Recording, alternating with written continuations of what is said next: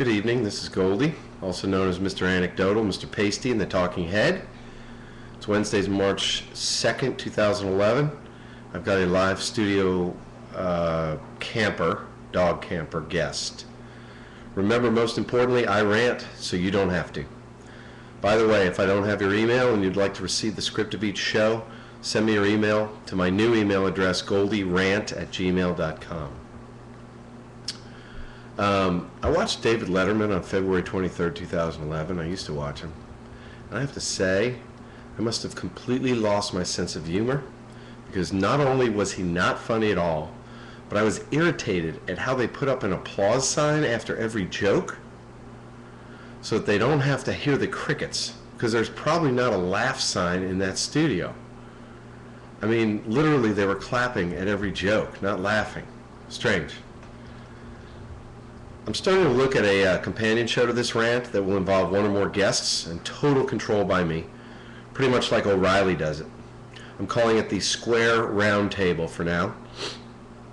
I think after one whole year of doing these things, well, almost a year, I have a couple of contributors who I need to sit down with and see where we go.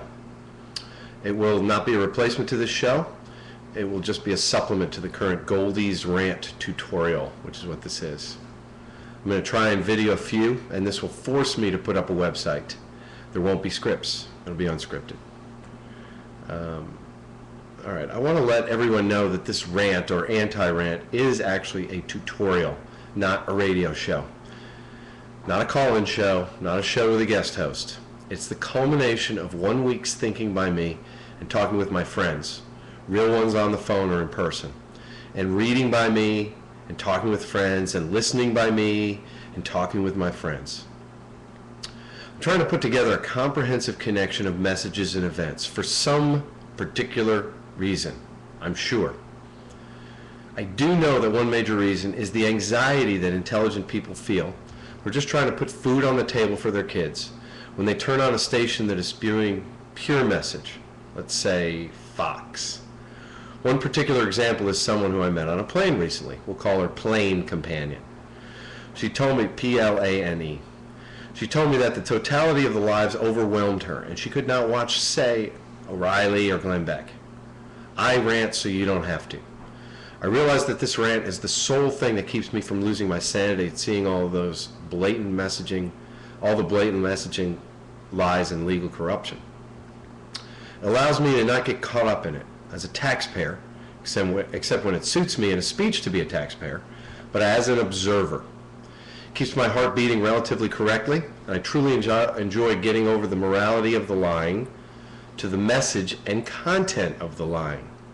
That's what makes it doable. I have a North Dallas friend who I will call Marketing Guru. She came up with another way of using or referring to the phrase putting food on your table, which I always say about most people in this country. And the phrase is, what's in it for me? She said that everyone filters everything we see, hear, or read through the filter of what's in it for me. I like the use of that phrase in connection to the filter that everyone has and what constructs every bit of information passes through. Excuse me. Also, I watched the documentary War Room. George Stephanopoulos and James Carville running Bill Clinton's 1992 presidential campaign. Man, I got shivers watching how fast they reacted to messaging and created their own. You should watch it, the documentary War Room. Here's a brief summary of what I'm going to talk about today. I'm going to talk about the Libya message and its relationship to American corporate imperialism, and Henry Kissinger, Nixon's chief foreign policy strategist and negotiator. I'm going to talk about Obama's flip on the Defense of Marriage Act and the retirement of gay rights as a wedge issue by Republicans. I'm going to talk about the Wisconsin deflection of regulatory repeals.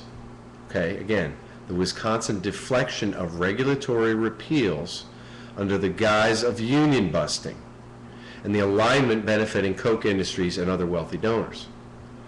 I'm going to talk about the failure of just pure cost cutting by governments and show that in certain cases such cuts cost more than they save. Why do they hate our freedoms? On February 28, 2011, I was calmly reading the paper and I saw an article about Libya and how the U.S. is now focusing on Gaddafi stepping down, especially after the violence and death he has unleashed against his protesters and citizens. And I'm being totally amazed by the time period in which these protests are occurring. It's what I call an alignment. My live studio audience just came up to me right here. If I were in a country wanting to overthrow the government, usually a U.S.-supported torturer and despot, now would be the time. There's my live audience. Again, if I were in a country wanting to overthrow the government, usually a U.S.-supported torturer and despot, now would be the time. I'm reading a book by Christopher Hitchens, The Trial of Henry Kissinger, published in 2001, pre-9/11. Hitchens believes that Kissinger, and not so few others, should be brought up on charges of, among other things, war crimes for various assassinations and genocides aided, caused, or carried out by the U.S. in the 50s and 60s. Excuse me, in the 50s, 60s, and 70s. Hang on. And I say 80s, 90s, aughts, and teens. We always have trade-offs, all of us. If you listen to Glenn Beck talking about the enemies of the U.S., you hear Muslim Brotherhood, Al-Qaeda, and crowds in the streets of the Middle East, to which Glenn has added the crowds in the streets of Wisconsin. If we look at all of Glenn's trade-offs, we see someone who supports Tea Party candidates, Israel, America's wars, Sarah Palin. We see him against the debt, against George Soros, against the new TSA scanners, to which he personally felt the pain of people who would want nudes of Glenn Beck's wife from the scanners. We all have trade-offs, or we're all whores, as I say. In the show House, the writers make us realize that we all lie. I had a good discussion of it this week with a friend, and we were talking about how much we would let a spouse know of the actual hard truth. Think about the number of times that you've been asked by a spouse, a partner, a girlfriend, or a boyfriend, "How do I look?" And you answered, "Great," when they did not, in fact, look great. We do it as a part of the social contract to get through the day. We all lie. All right. I know this is convoluted. Let's get to the Kissinger book. In the mid-1970s, the CIA supported a coup by the military in Chile, in the mid-70s.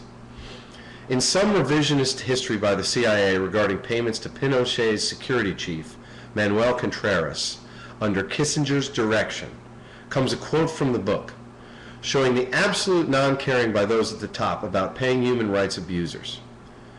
Don't worry, this will all make sense. At least it does to me. And here's the quote. In May and June 1975, elements within the CIA recommended establishing a paid relationship with Contreras. Again, he was a chief security officer for Pinochet, to obtain intelligence based on his unique position and access to Pinochet. And Pinochet was the head of the military junta that overthrew the government. The proposal was overruled, citing the U.S. government policy on clandestine relations with the head of an intelligence service notorious for human rights abuses. However, given miscommunications in the timing of this exchange, a one-time payment was given to Contreras. Close quotes.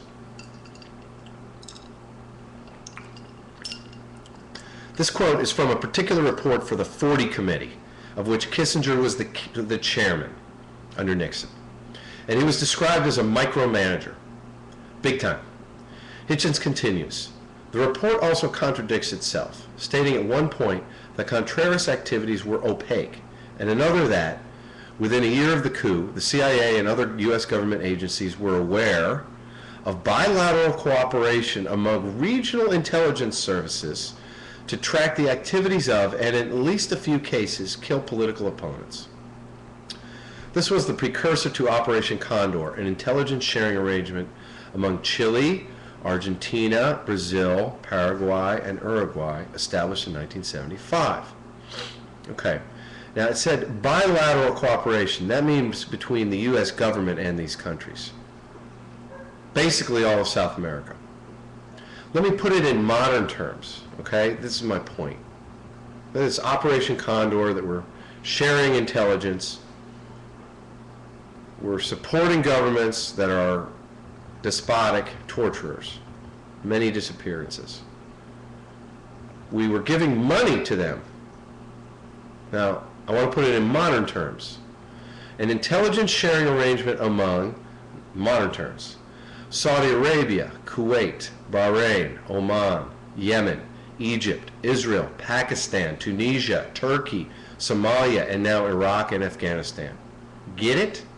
We as the American people are just as big of liars in turning a blind eye due to the threat of terrorism to the hundreds of thousands of civilian deaths in Iraq, Afghanistan, Pakistan, Yemen, Saudi Arabia, Egypt, etc., as the Americans that were turning a blind eye in the 70s due to the threat of communism, of hundreds of thousands of deaths in Central and South America, and the 400,000 unnecessary deaths in Vietnam, Laos, and Cambodia, caused by Kissinger's illegal intervention in the negotiations between the North Vietnamese, South Vietnamese, and LBJ, that caused the Vietnam War to go on for 5 more years.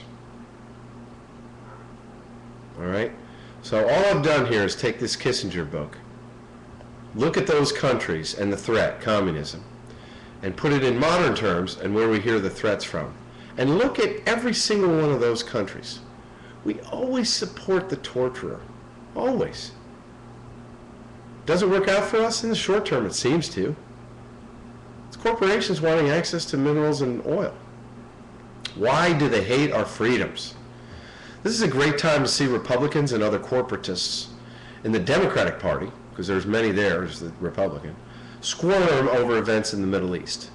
Also, the message, it's all mixed up, which is also fun to watch. Because when you watch Fox and there's an inconsistent message, it's great. People's hairs stand up. They don't know what to do. Okay, now back to the original February 28th Libya article. Quotes, "We're just at the beginning of what will follow Gaddafi, but we've been reaching out to many different Libyans who are attempting to organize in the east, and as the revolution moves westward there as well," Clinton said, Secretary of State. "I think it's way too soon to tell how this is going to play out, but we're going to be ready and prepared to offer any kind of assistance that anyone wishes to have from the United States." Here is the critical statement. 2 U.S. senators said Washington should recognize and arm a provisional government in rebel-held areas of eastern Libya and impose a no-fly zone over the area, enforced by U.S. warplanes to stop attacks by the regime. Jesus. And by the way, today, Senator John Kerry called for an enforced no-fly zone in Libya for humanitarian reasons. Remember the last no-fly zone? It was in Iraq.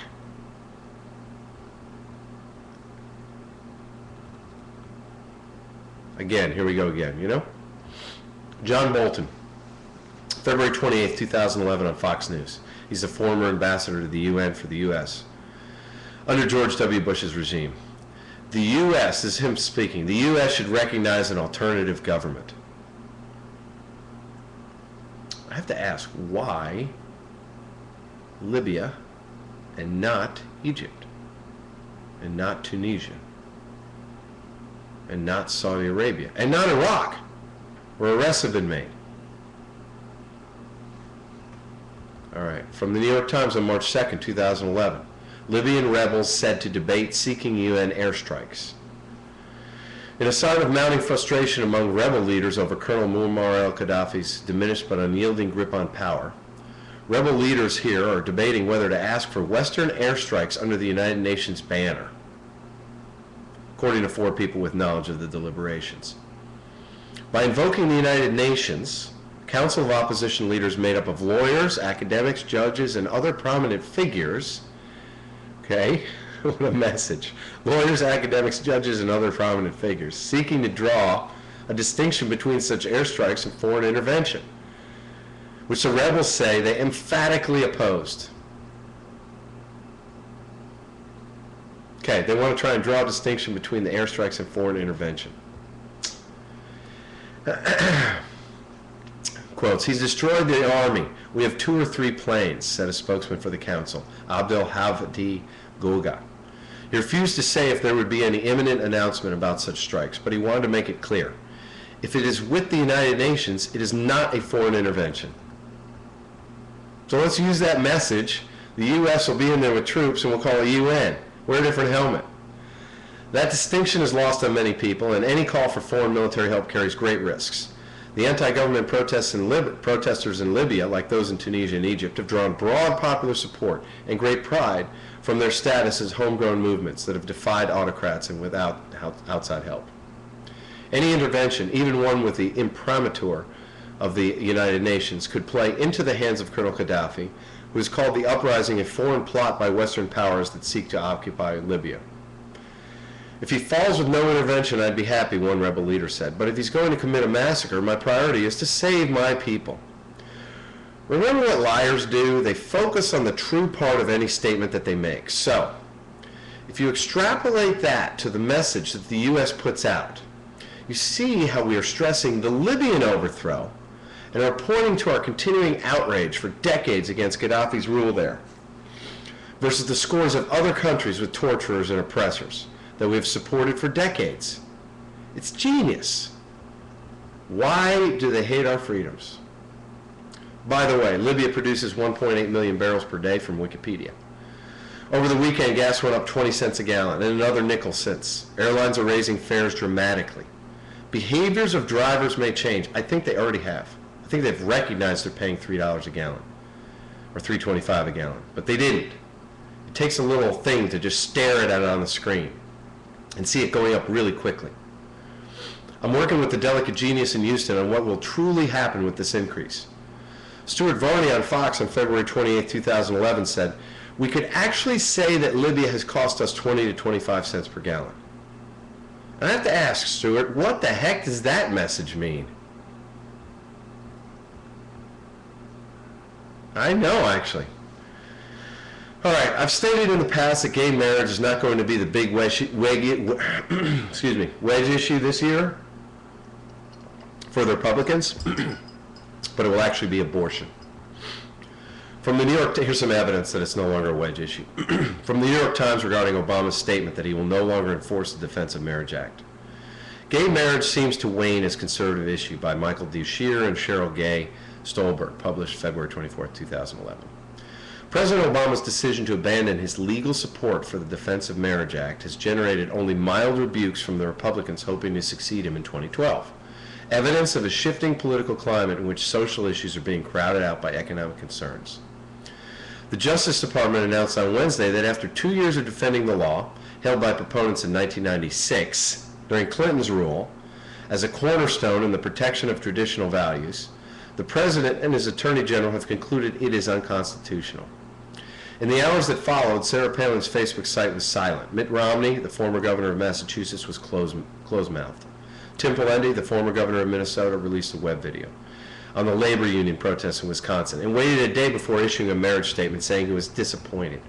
Others like Newt Gingrich, the former House Speaker, and Haley Barbour, the governor of Mississippi, took their time weighing in. Guarantee you Newt will wait his time on social issues, and then did so only in the most tepid terms. The Justice Department is supposed to defend our laws, Mr. Barbour said.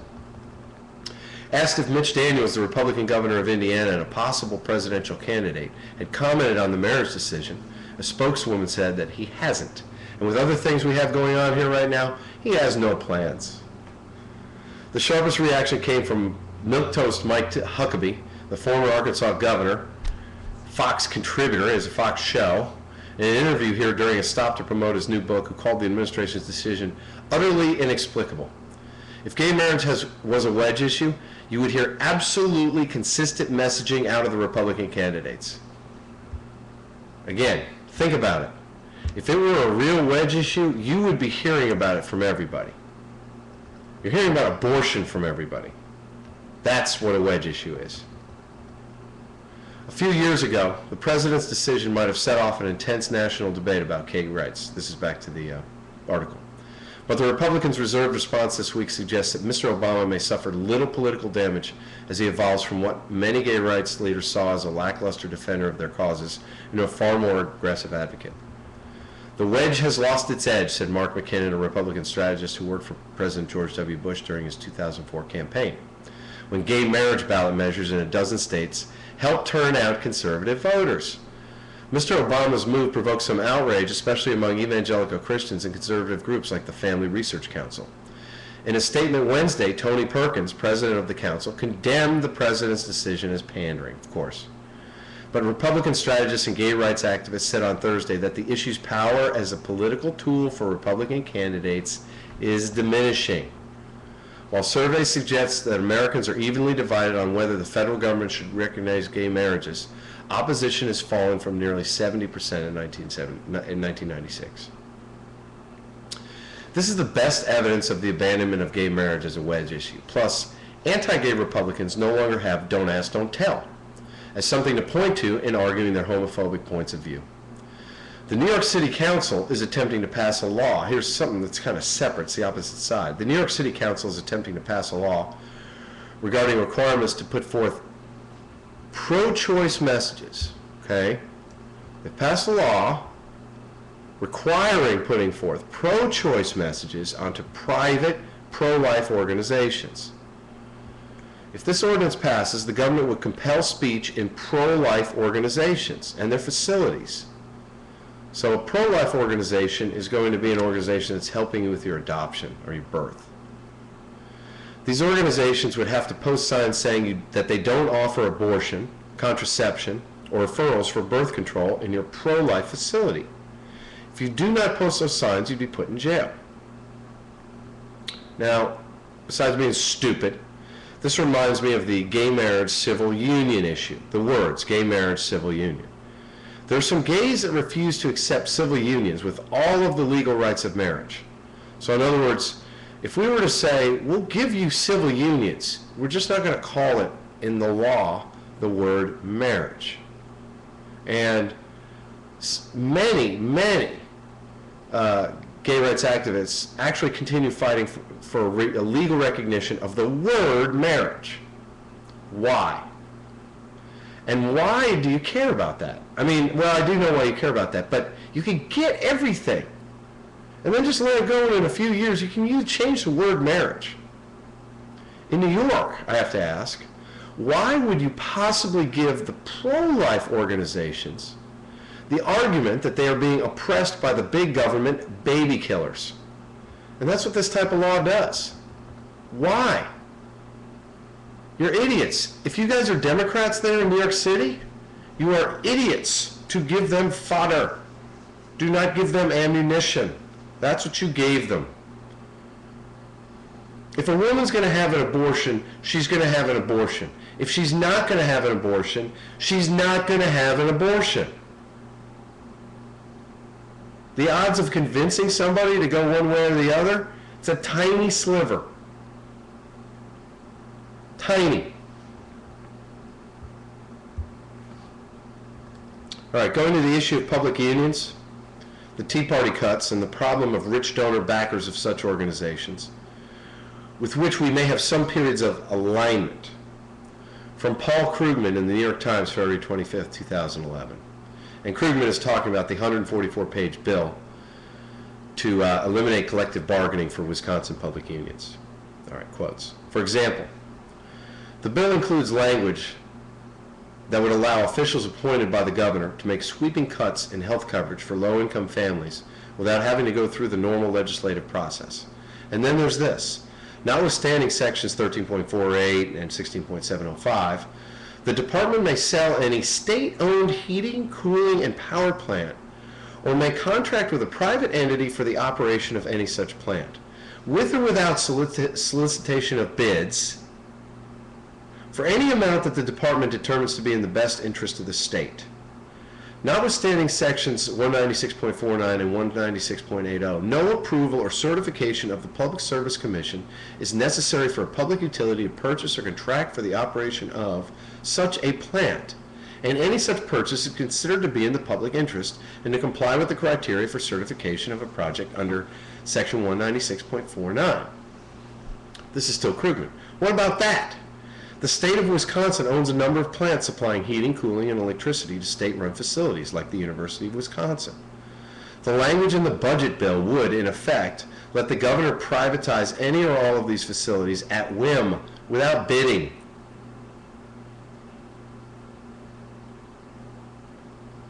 Not only that, he could sell them without taking bids to anyone he chooses. And note that any such sale would be, by definition, considered to be in the public interest. If this sounds to you like a perfect setup for cronyism and profiteering, remember those missing billions in Iraq. You're not alone. Indeed, there are enough suspicious minds out there that Koch Industries, owned by the billionaire brothers who are playing such a large role in Mr. Walker's anti-union push, felt compelled to issue a denial that it's interested in purchasing any of those power plants. Are you reassured?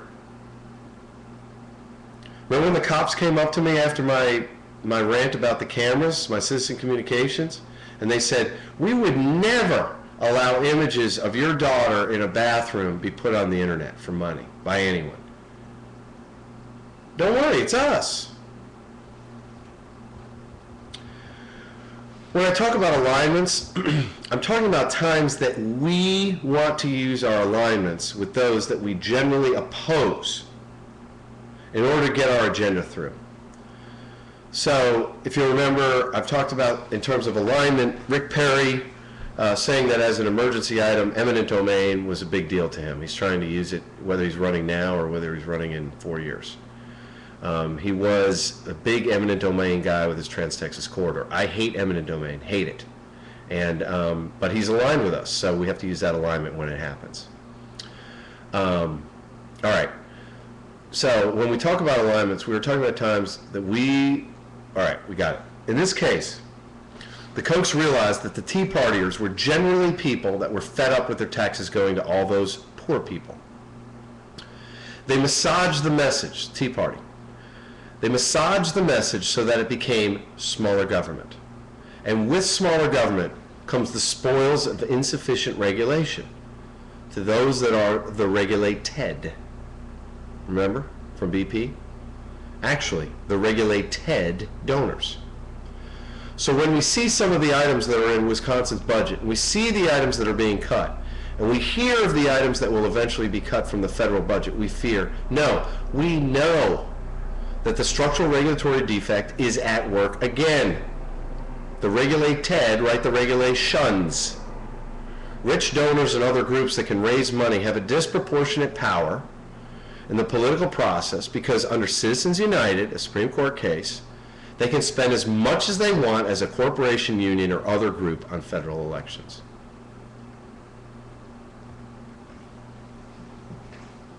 All right. Talking about the possible government shutdown and comparing it to the 1995 shutdown that got blamed on the Republicans, by the way. An op-ed from Frank Rich in the New York Times on February 27, 2011. The 2011 rebels are to the right of their 1995 antecedents in any case. That's why this battle, ostensibly over to the deficit, is so much larger than the sum of its line item parts. Excuse me. The highest priority of America's current political radicals is not to balance the government budgets, but to wage ideological warfare in Washington and state capitals alike. The relatively few dollars that would be saved by the proposed slashing of federal spending on Planned Parenthood and Head Start don't dent the deficit. The cuts merely savage programs the right abhors. In Wisconsin, where state workers capitulated to Governor Scott Walker's demands for financial concessions, the radical Republicans' only remaining task is to destroy labor's right to collective bargaining. I mean, you have heard about that. He's saying we need to balance the budget, but we also need to get rid of collective bargaining. So the Democrats fled. Texas Democrats fled a couple of years ago. Didn't work. John Whitmire folded. He caved with the chairmanship. Back to the op-ed. That's not to say there is no fiscal mission in the right's agenda, both nationally and locally, only that the mission has nothing to do with deficit reduction. The real goal is to reward the GOP's wealthiest patrons by crippling what remains of organized labor, by wrecking the government agencies charged with regulating and policing corporations, and as always, by rewarding the wealthiest with more tax breaks. The bankrupt moral equation codified in the Bush era, that tax cuts tilted to the highest bracket were a higher priority even than paying for 2 wars, is now a given. The once bedrock American values of shared sacrifice and equal economic opportunity have been overrun. In this bigger picture, the Wisconsin governor's fawning 20-minute phone conversation with a prankster impersonating the oil billionaire David Koch last week, while entertaining, is merely a footnote. The Coke Industries Political Action Committee did contribute to Walker's campaign, some $43,000, and did help underwrite Tea Party ads and demonstrations in Madison. But this governor is merely a petty cash item on the Coke ledger, as befits the limited favors he can offer Coke's mammoth, sprawling, Kansas-based industrial interests. Look to Washington for the bigger story. As the Los Angeles Times recently reported, Coke Industries and its employees form the largest block of oil and gas industry donors to members of the new House Energy and Commerce Committee, topping even Exxon Mobil. And what do they get for that largesse? As a down payment, the House budget bill not only reduces financing for the EPA, but also prohibits its regulation of greenhouse gases. Here again, the dollars that will be saved are minute in terms of the federal deficit, but the payoff to Coke interests from a weakened EPA is priceless. The same dynamic is at play in the House's reduced spending for the Securities and Exchange Commission, the Internal Revenue Service, and the Commodities Futures Trading Commission, charged with regulation of the esoteric Wall Street derivatives that greased the financial crisis. The reduction in the deficit will be minimal, but the bottom lines for Cokes and their peers, especially on Wall Street, will swell. These special interests will stay in the closet next week when the Tea Partiers in the House argue, as the Gingrich cohort once did, that their only agenda is old-fashioned fiscal prudence. The GOP is also banking on the presumption that Obama will bide his time too long, as he did in the protected health care and tax cut meanies, and allow the Fox News megaphone, not yet in place in '95, to frame the debate. Listening to the right's incessant propaganda, you'd never know that the latest Pew survey found that Americans want to increase, not decrease, most areas of federal spending, and by large margins in the cases of health care and education. I bring this up for an additional reason, that the normal reason that the Cokes are funding the Tea Party. All right. I bring this up for an additional reason, other than the normal reason that the Cokes are funding the Tea Party. And we should not care, which we've talked about before. Why should we care who created this Tea Party if the Tea Party is effective? Well, it turns out they're not effective. So, in this case, they're using the Tea Party to gut the regulatory programs as a part of fiscal conservatism. And it's a point that we need to worry about. So we do need to worry when big interests backing a group like the Tea Party become out of alignment with what we want done. So when they call for across-the-board cuts, do we want to cut government expenditures that save us money? Again, it's nice to say let's cut everything, but what about the things that save us money without even saying what's in it for me? Let me point out 3 examples where, if you agree on a premise that the government is supposed to do certain actions, then if collecting taxes from everyone, incarcerating criminals, and picking up trash and recycling are required governmental services, we all should be able to agree that we would like to make these specific governmental activities as efficient as possible. Getting away from the privatization issue of each, which everybody talks about, let's assume that we want the government to do each of these services. Then it would follow that we would look at the total cost of each and the benefits that you would get from each activity. An article in the Austin American-Statesman shows the idiocy of pure cuts, ignoring the reality of if those cuts cost more money rather than less money to the taxpayer. The article is dated March 2nd, 2010, and it's entitled, GOP Seeking to Cut Budget of IRS Despite Revenue Loss. That's the headline. Every dollar the Internal Revenue Service spends for audits, liens, and seizing property from tax sheets brings in more than $10, a rate of return so good the Obama administration wants to boost the agency's budget. House Republicans, seeing the heavy hand of a too big government, beg to differ. They've already voted to cut the IRS budget by $600 million this year and want bigger cuts in 2012. The IRS has dramatically increased its pursuit of tax cheats in the past decade. Audits are up, property liens are up, and asset seizures are way up.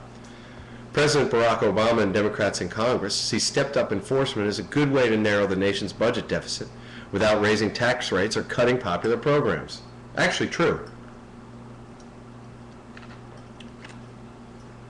It makes little sense to cut the agency that collects revenue, said Representative Jose Serrano of New York, the top Democrat on the House subcommittee that oversees the IRS budget. IRS Commissioner Doug Shulman told the panel Tuesday that the $600 million cut in this year's budget would result in the IRS collecting $4 billion less through tax enforcement programs. So we'll save 600 to lose 4 billion. No talk of the commons. Nothing. Anywhere. Back to the article. Republicans, however, view the IRS as an ideal target, in part because the agency will play a big role in implementing Obama's new health care law. I think you will see House Republicans. That's just bullshit. They don't like the IRS because they cheat on their taxes and don't want to get caught. That's how it works. I think you will see House Republicans have a real discussion about the role of the IRS in this country as we're trying to grow the economy and create jobs, said Representative Pat DeBerry, Republican of Ohio, citing horror stories from small businesses about the IRS. So that's an example of government spending that promotes an activity that we want the government to do. And every dollar spent brings in 10. In the past, I've called for audits of everyone, by the way. Everyone. And we would have private CPAs do it and get a cut. Everyone audited. The next example I had heard about was from my Tea Party friend, and I was immediately enraged.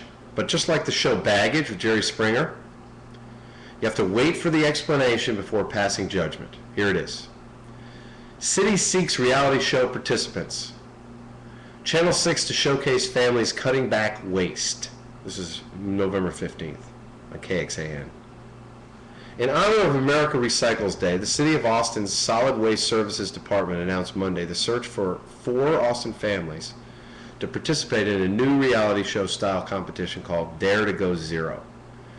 Tasked with going zero waste, the selected families will learn how to reduce the amount of waste they generate while participating in challenges throughout a 5-week period.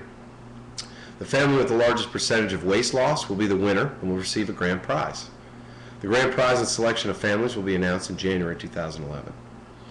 The families will be filmed for a 5-week period, and episodes will air on the city's Channel 6 and YouTube channels. This is a great chance for Austinites to learn from other Austinites. Dare to Go Zero will allow people to see how to put zero waste ideas into practice and truly reduce their waste stream, said Bob Gedare, SWS director. It's also a fun way for us to help educate people about going beyond reducing, reusing, and recycling. The 3 R's aren't enough anymore. People must also rethink, and Dare to Go Zero will be a great way to highlight innovative ideas. So in this example, it might be very cost effective to do a cheap Channel 6 production. That's the one that watches the city council. You see me on Citizen Communications on. And this will teach people to not put plastic bags in the recycling bin. They clog it up. I can definitely see the cost effectiveness of this if people watch the show. And I won't. I have to watch Fox. And finally, the Texas legislature is, of course, trying to cut back on the amount spent by the Texas criminal justice system, along with every other agency. In that particular case, they're cutting funds for diversions to drug treatment that cut up to 95% of the cost of incarceration of the same person. So jail, diversion. Simple. Jail, diversion.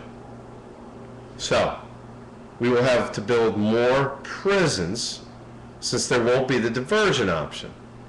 So it will cost more money. Please tell me the answer as a taxpayer, and of course as Goldie. What am I missing here? I mean, these are 3 examples by the pure phrase, cut the budget. And they show that that phrase is just completely stupid. As stupid as the massive spending that preceded it. But as much as you hear about polls that people think the deficit is one of the top items, a vast majority of Americans do not want any services that they receive cut. So these are 3 examples of programs and services that should not be cut because they save us money. Why are some of these on the chopping block? Why would the Koch brothers want the EPA stripped down? Why would anyone want financial regulation watered down through lack of funding and personnel? Who would want to build new prisons at $400,000 per bed and a daily cost 20 times diversion? Why would Tea Partiers want the IRS watered down? That makes no sense. They're going to collect some taxes. Shouldn't they collect the taxes they're supposed to?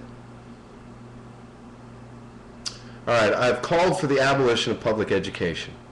I've talked about the concept of personal responsibility in having children. I've stated that I believe that you should have a license to have a child and expect to pay for your child's schooling, food, clothing, health care, and retirement. I was in a very expensive community last week and I saw a bunch of children in the community pool. Their parents are rich. I looked at these kids and realized that if we only allowed the rich to have children, our society would be totally effed up. So I'm not so sure about my theory. I met the airplane companion on the plane ride back to this insecure location this past Friday, and she made me re-remember really a lot of things. Number one, I need to do a gig sometime soon with my band. Number two, I did grow up wealthy. Number three, public schools can work if at least one parent is deeply involved, which does not require that parent to not be working, as Coco is in my homeschooling success example. Thank you, Airplane Companion. I appreciate your inputs. You made me think. The use of the phrase is on some messaging. The use of the phrase Ponzi scheme by the Republicans and Fox is how they connect Bernie Madoff with Obama and Obama's handling of the federal government and raising the debt limit.